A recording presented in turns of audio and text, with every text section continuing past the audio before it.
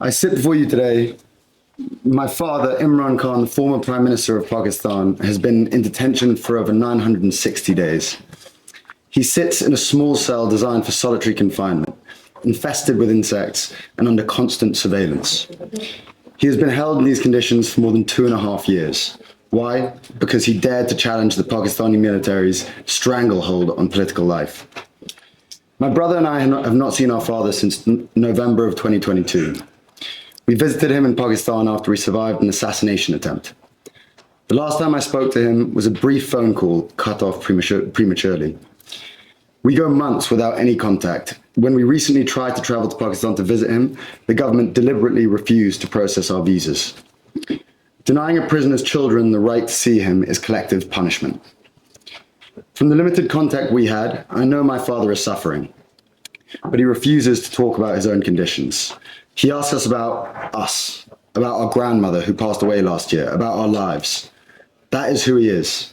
And so the details of what he endures comes not from him, but from independent observers and the United Nations itself. I want to be clear about something. My father's case is not an isolated incident.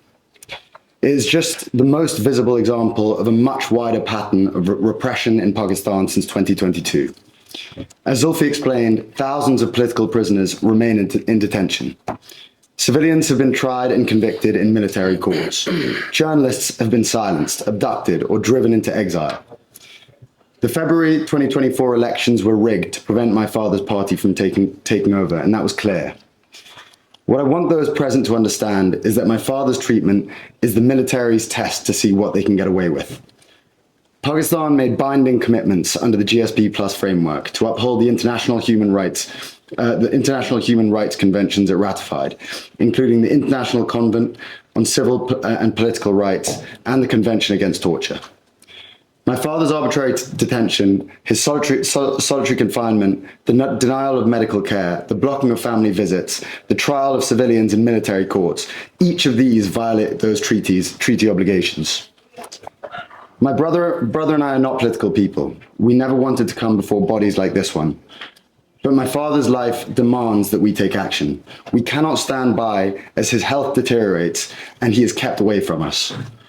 If the situation were reversed, we know he would not stop fighting until we were freed. That is the very least we can do for him. Thank you. Thank you very much.